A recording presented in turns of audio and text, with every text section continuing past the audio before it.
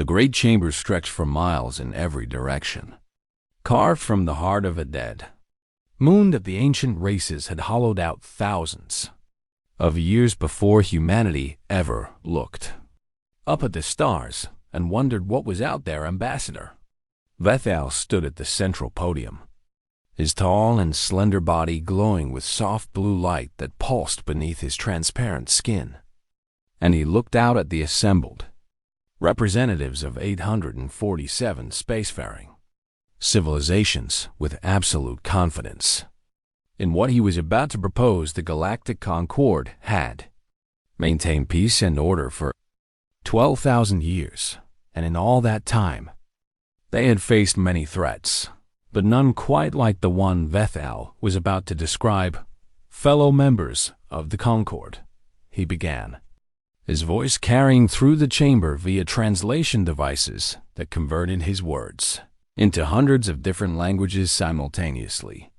I come before you today to discuss a matter of grave importance to the future of our civilization. He waved one of his forearms, and a holographic display appeared above the podium, showing a small blue and green planet orbiting an unremarkable yellow star in a quiet corner of the galaxy. This is Earth, Vethal continued, the homeworld of a species that calls itself humanity. And I am here to tell you that if we do not act now, this single world will become the greatest threat our Concord has ever faced. Murmurs rippled through the chamber as representatives leaned forward in their seats or adjusted their sensory organs to get a better look at the display. 60 years ago, humanity discovered faster than light travel, Vethal explained, and in that short time, they've already caused more disruption than species 10 times their age. He changed the display to show a series of incidents. Human traders undercutting established trade routes. Human scientists reverse engineering technology they had no right to possess. Human diplomats refusing to bow to Concord authority. They refused to join the Concord as a subordinate member, Vethal said, his skin pulsing red with anger. They demanded equal status, equal voting rights, equal representation, as if 60 years of space travel somehow made them our equals. Laughter echoed through the chamber from several delegations. But Vethal raised his hand for silence. Do not laugh, he warned. I have studied these creatures, and I tell you now that their arrogance is matched only by their cunning. He pulled up biological data showing human adaptability, their ability to survive in extreme conditions, their rapid breeding cycles, their resistance to diseases that would kill most other species. They adapt faster than any species we have ever encountered, Vethal said. They learn faster, they breed faster, and most dangerous of all, they refuse to accept their place in the natural order of things. High Counselor Mirith, an ancient being whose crystalline body had witnessed the rise and fall of countless civilizations, leaned forward in their seat. What do you propose, Ambassador? They asked, their voice like wind chimes in a storm. Vethal turned to face the High Counselor directly. I propose cleansing, he said, and gasps filled the chamber. I propose that we send the extinction fleet to Earth and wipe humanity from existence before they become too powerful to stop. The chamber erupted into chaos as representatives shouted arguments for and against the proposal, some calling it necessary and others calling it barbaric. But Vethal simply waited for the noise to die down. I know this is extreme, he said when he could be heard again. But I have run the projections, and if we allow humanity to continue growing at their current rate, they will surpass our military capabilities within 200 years. He showed the projections on the display, lines and graphs that painted a terrifying picture of exponential growth and technological advancement. 200 years, Vethal repeated.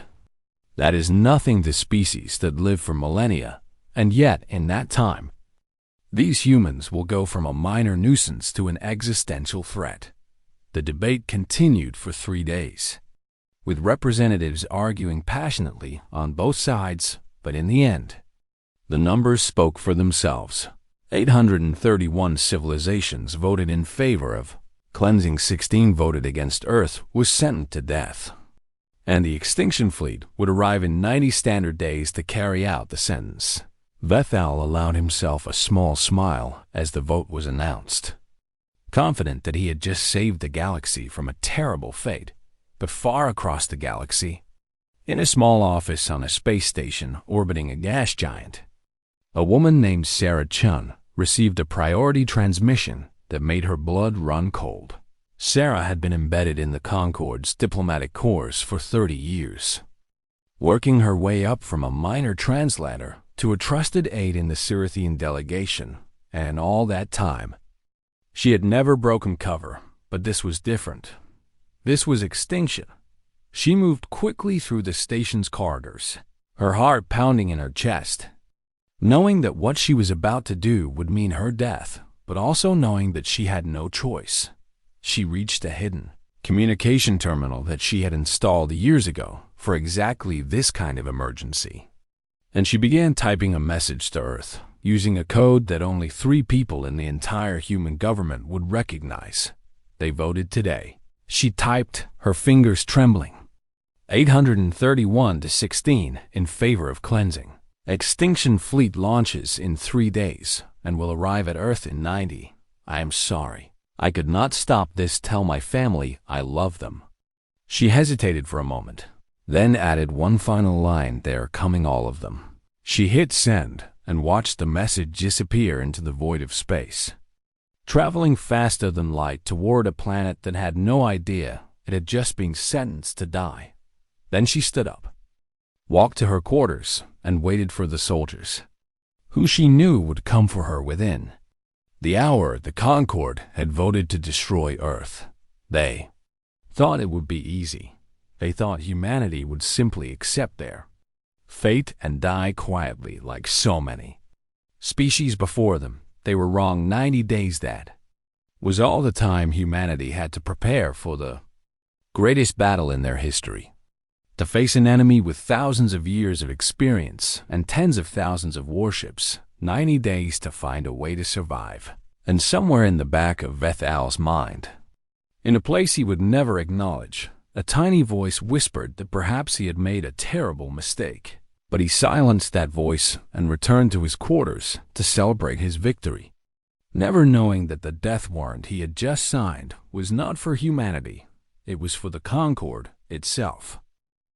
Director Elias Okonkwo sat alone in his office at the United Earth Defense Initiative headquarters, reading the message from Sarah Chun for the 5th time, hoping that somehow the words would change if he looked at them long enough. They did not change. 831 civilizations had voted to wipe humanity from existence, and they had 90 days before the extinction fleet arrived to carry out the sentence. Elias was 63 years old, a former soldier who had fought in 3 wars on Earth before being appointed to lead humanity's defense against threats from beyond the stars. And in all his years of service, he had never felt fear like this. But fear was a luxury he could not afford. He picked up his phone and made a call that would change everything. "Get me every world leader," he said, his voice steady despite the terror in his heart. "Every general, every admiral, every scientist with security clearance. I want them all in a secure conference within the hour." The meeting lasted 72 hours without a single break. Leaders screamed at each other. Generals pounded tables. Scientists wept as they explained just how outmatched humanity truly was. The extinction fleet numbered over 40,000 warships, each one more advanced than anything Earth could build. And humanity had only 600 vessels capable of fighting in space. "We cannot win this war," Admiral James Morrison said, his face pale and drawn. "The mathematics are simple. Even if every one of our ships destroyed 10 of theirs, we would still lose by a factor of 60. Then we changed the mathematics." Director Okonkwo replied. He stood up and walked to the front of the room, pulling up a file that had been classified so deeply that only 4 people on Earth knew it existed. "Project Prometheus," he said, 15 years ago, our best scientists developed a series of weapons and technologies that were deemed too dangerous to ever use artificial singularity. Generators that could crush entire fleets into atoms. Antimatter warheads that could crack planets in half. Ships designed to jump directly into enemy formations and detonate their cores. The room fell silent as the implications sank in. We called it theoretical suicide. Okonkwo continued, because the risks of using these technologies were almost as great as the risks of not using them.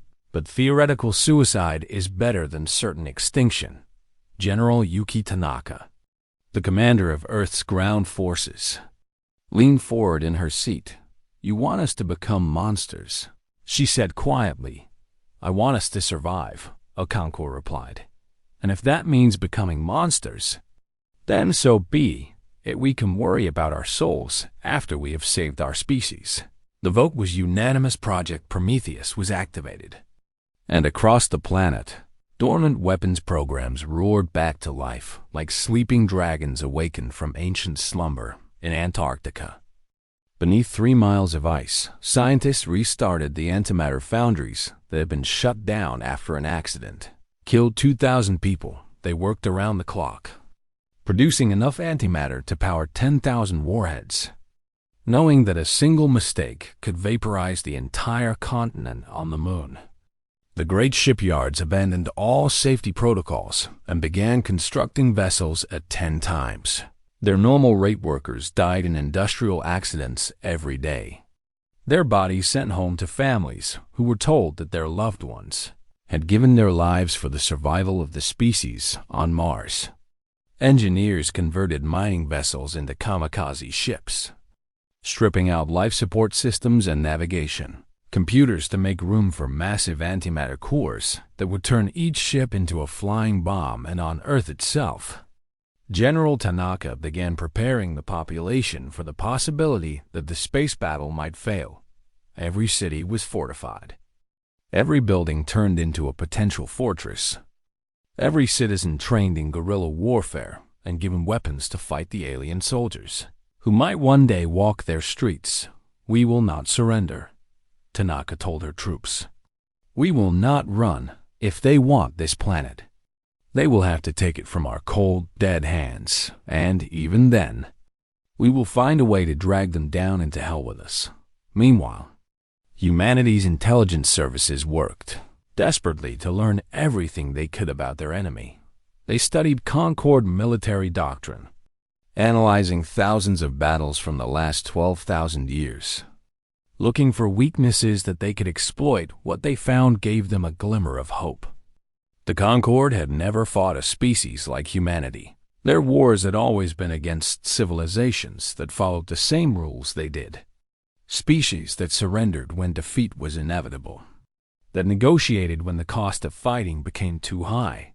They do not understand total war, General Tanaka observed during one late-night strategy session. They do not understand what it means to fight until the last man, woman, and child lies dead in the rubble. Then we will teach them. Director Okonkwo replied. The 90 days passed in a blur of frantic activity, of sleepless nights and desperate improvisation, of sacrifices that would haunt the survivors for the rest of their lives. Families said goodbye to loved ones who volunteered for suicide missions, knowing they would never see them again. Parents held their children and tried to explain why daddy or mommy had to fly a ship full of explosives into an alien fleet. Scientists worked until they collapsed, then were revived with stimulants and sent back to their laboratories. 3 of humanity's greatest physicists died from heart attacks in the final week, their bodies giving out even as their minds pushed the boundaries of what was possible. And through it all, Director Okonkwo stood at the center, coordinating the greatest mobilization in human history, turning a species that had been squabbling among itself for millennia into a united force with a single purpose: survival. On the 89th day, he received a message from the outer solar system. Human scouts had detected the extinction fleet emerging from hyperspace at the edge of the system. 40,000 warships arranged in perfect formation. A wall of metal and death that stretched across the void. Okonkwo read the message, then looked out the window at the blue sky above Earth, at the clouds drifting lazily across the sun, at the world that the Concord had decided did not deserve to exist. "They are here," he said to no one in particular. Then he turned back to his desk and began issuing the orders that would begin the bloodiest battle in galactic history. Humanity was outgunned, outmatched, and outnumbered by a factor of 60 to 1. But they were ready to fight, and the Concord had no idea what they had awakened. Fleet Commander Rick Solon stood on the bridge of his flagship, the Eternal Judgment, and surveyed the human defenses with something that might have been pity if his species had been capable of such an emotion. 600 ships. That was all humanity had managed to assemble to defend their world. 600 primitive vessels armed with crude railguns and nuclear weapons that would have been considered obsolete by Concord standards 1,000 years ago, against 40,000 of the most advanced warships in the galaxy. It was not even a contest. Rick Solon had commanded fleets for 300 years, had overseen the cleansing of 17 worlds, and had never once felt anything but confidence when facing an enemy. This would be no different. "Open a channel to the human homeworld," he ordered, his mandibles clicking together in what passed for anticipation among his kind. The communication officer complied, and a moment later, Rick Solon found himself looking at a human face on the view screen, an older male with dark skin and tired eyes, who identified himself as Director Elias Okonkwo, People of Earth. Rick Solon began, his translator rendering his words into the human language.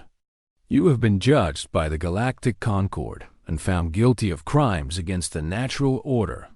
Your sentence is cleansing, the complete eradication of your species from existence." He paused, expecting to see fear in the human's eyes. But instead, he saw nothing but cold determination. "Stand down your defenses and surrender your world." Rick Solon continued, "And your end will be painless. Resist, and you will suffer before you die." The human was silent for a long moment, and then he spoke a single sentence that Rick Solon would remember for the rest of his very short life. "We decline." The channel went dead. Rick Solon stared at the blank screen for a moment, confused by the human's response. No species had ever declined the offer of a painless death. No species had ever chosen to fight against impossible odds rather than accept the inevitable. "Curious," he muttered, then turned to his tactical officer. "Begin the assault standard formation." Overwhelming force. The extinction fleet began to move. 40,000 warships advancing toward the tiny blue planet in perfect synchronization. And Rick Solon settled back in his command chair to watch the slaughter.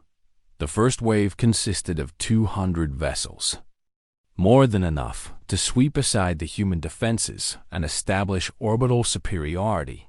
They moved past the outer planets, past the gas giants and asteroid belts, heading directly toward Earth, and then they vanished. Rick Solon sat up in his chair, his multifaceted eyes scanning the tactical display for any sign of his ships. But there was nothing, no debris, no energy signatures, no distress signals. 200 warships had simply ceased to exist. What happened? He demanded, but his officers had no answer. Hidden among the asteroids of the outer system, humanity's first surprise was waiting artificial singularity generators, machines that could create tiny black holes powerful enough to crush anything within range into atoms. The technology was unstable and dangerous, requiring so much power that 3 of Earth's continental grids had burned out during testing. But it worked, and the Concord had no defense against weapons that bent the very fabric of space and time. Rick Solon ordered his fleet to scatter and regroup, abandoning the standard formation that had served the Concord for 12,000 years in favor of a more cautious approach. It did not help the human. Ships launched their attack while the Concord fleet was still in disarray. And what happened next defied everything Rick Solon thought he knew about warfare. Human vessels jumped directly into the middle of his formations. Their hyperdrives overloaded and their antimatter cores set to critical. And when they arrived, they did not fight. They exploded. Each ship took out dozens of Concord vessels. The antimatter detonations, creating spheres of pure annihilation that vaporized everything they touched. Rick Solon watched in horror as a single human ship, no larger than a shuttle, appeared in the middle of his flagship's escort formation and detonated with enough force to destroy 15 warships in an instant. "They are attacking themselves," his tactical officer said, his voice trembling with something that Rick Solon had never heard before: fear. The Concord had no word for kamikaze, no concept of soldiers who would willingly die to kill their enemies, no understanding of a species that considered death an acceptable price for victory. By the end of the first hour, the extinction fleet had lost 1,000 ships. By the end of the first day, that number had risen to 6,000, and still the humans kept coming. Their ships were crude, and their weapons were primitive. But they fought with a ferocity that Rick Solon had never witnessed. They did not retreat when outgunned, did not surrender when surrounded, did not stop fighting until their ships were torn apart around them. One human vessel, its hull breached and its engines failing, rammed directly into a Concord destroyer at full speed, both ships vanishing in a ball of fire that lit up the void. Another ship, disabled and drifting, detonated its reactor core as Concord soldiers attempted to board, killing everyone aboard both vessels. A squadron of fighters, their ammunition exhausted, flew directly into the exhaust ports of a Concord carrier, their tiny ships causing enough damage to trigger a chain reaction that destroyed the massive vessel from within. Rick Solon had never seen anything like it. The Concord fought wars with precision and discipline, with carefully calculated force ratios and strategic withdrawals. They did not understand enemies who refused to calculate, who did not care about force ratios, who would rather die than retreat by the time the sun rose on Earth's eastern hemisphere. The extinction fleet had lost 6,000 ships and failed to land a single soldier on the planet's surface. Rick Solon stared at the tactical display, at the wreckage of his fleet scattered across the solar system, and felt something he had not felt in 300 years of command doubt. He had come to destroy a primitive species that should have died quietly and gratefully. Instead, he had found something terrible, something that fought without fear and died without regret, something that looked at extinction and refused to accept it for the first time in his long career. Fleet Commander Rick Solon began to wonder if he had made a terrible mistake. But it was too late to turn back now. The war had begun, and it would not end until one side was completely destroyed. The only question was which side that would be. The battle for Earth lasted 11 months, and every single day of those 11 months was a nightmare that the galaxy would never forget. The Concord called for reinforcements after the first week, sending urgent messages to every member world demanding more ships, more soldiers, more weapons to crush the impossible human resistance. And the reinforcements came. Thousands of vessels pouring into the Sol system from across the galaxy. But it did not matter. For every ship the Concord sent, humanity found a way to destroy it. And the methods they used grew more creative and more terrifying with each passing day. They filled asteroids with explosives and launched them at Concord formations. They hacked into Concord communication systems and spread false intelligence. They captured enemy soldiers and learned their weaknesses through interrogation methods that the Concord considered barbaric. And when the Concord finally managed to land troops on Earth's surface, they discovered that the space battle had been the easy part. General Yuki Tanaka commanded the ground defense, and she had spent the entire 90 days of preparation turning the planet into a death trap. Every city was a fortress. every building a potential ambush site, every street corner hiding explosives or snipers or both. The Concord soldiers had never faced urban warfare against a civilian population that refused to surrender in Tokyo. Tanaka led the defense personally for 4 months. The Concord threw everything they had at the city. Wave after wave of soldiers supported by armored vehicles and airstrikes, but Tanaka's forces held firm. They fought from the sewers and rooftops, from basement bunkers and collapsed buildings, refusing to give ground even when they were surrounded.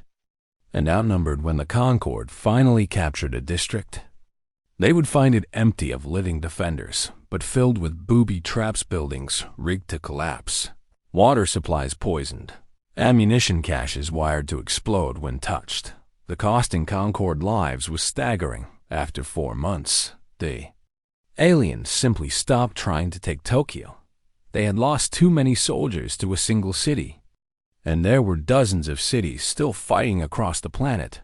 The same story played out on every continent. In New York, civilians armed with weapons salvaged from destroyed Concord vehicles fought running battles through the streets. Children as young as 12 served as scouts and messengers, memorizing patrol routes and weak points in alien armor. In Moscow, the defenders retreated into the underground metro system and waged a guerrilla war that lasted 3 months. The Concord poured soldiers into the tunnels and never saw them again. In São Paulo, a group of factory workers converted their plant into a weapons facility and armed an entire district with improvised explosives and railguns.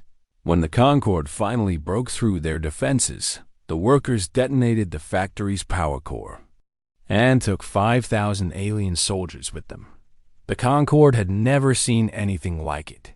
They had conquered hundreds of worlds over 12,000 years, and every single species had eventually surrendered when the cost of fighting became too high. But humanity did not calculate costs, did not weigh lives against strategic objectives, did not stop fighting even when victory was mathematically impossible. They are insane. One Concord general reported to his superiors, "They do not value their own lives. They throw themselves against all lines knowing they will die, and they seem almost happy to do so." But humanity was paying a terrible price for its defiance. Earth's population fell from 9 billion to 4 over the course of the war. Entire cities were reduced to rubble. Entire regions rendered uninhabitable by nuclear and antimatter weapons. Mars was cracked open by a Concord dreadnought's main cannon, its atmosphere venting into space and its colonies dying in minutes. The moon became a graveyard of shattered ships and dead soldiers from both sides by the 8th month.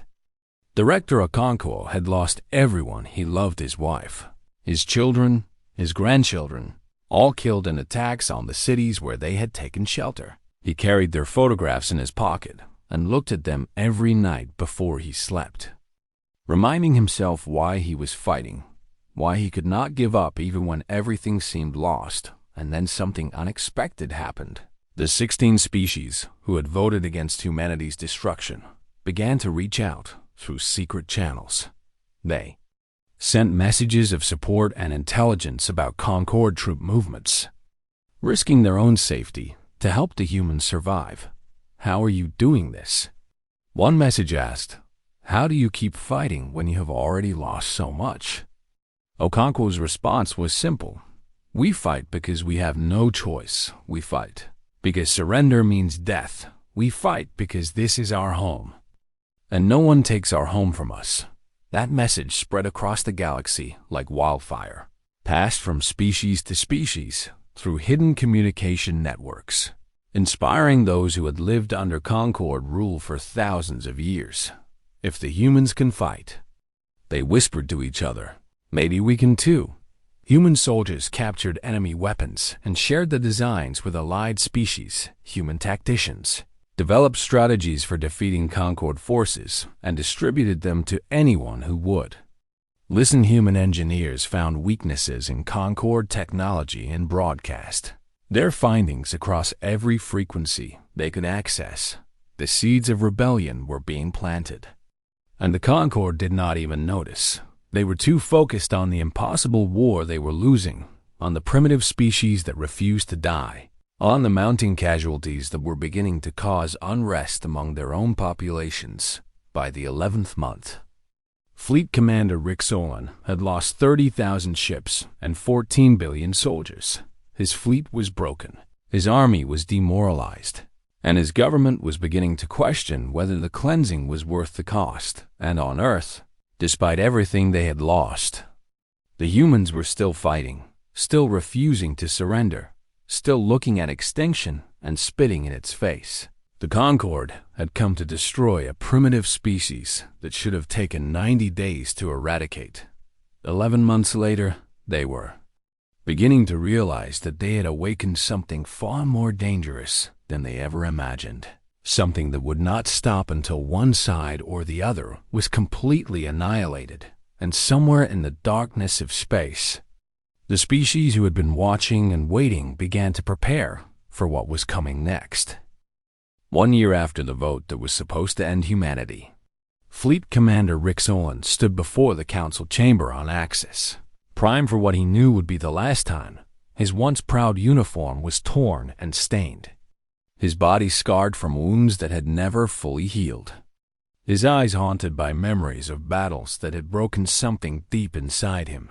He was the last surviving flag officer of the Extinction Fleet.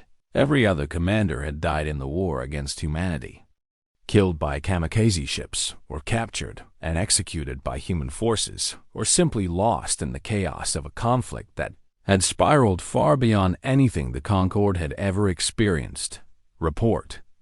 Commander, High Counselor Mirith ordered, their crystalline body pulsing with barely contained anxiety. Rick Solon took a deep breath and spoke the words that no Concord officer had ever spoken before.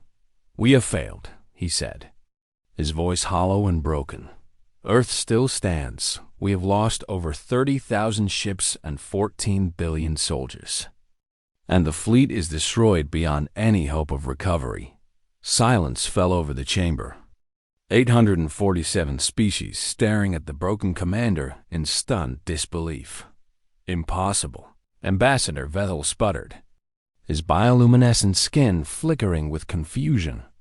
"They were primitives. They had 60 years of space travel. How could they possibly have defeated us?" "They did not fight like any species we have ever encountered," Rick Solon replied. "They did not follow our rules, did not respect our traditions, did not surrender when they should have. They fought like animals, like demons, like nothing I have ever seen in 300 years of command." He looked directly at Vethal, and for the first time, anger flickered in his dead eyes. "You told us they would be easy," he said. "You told us they would accept their fate.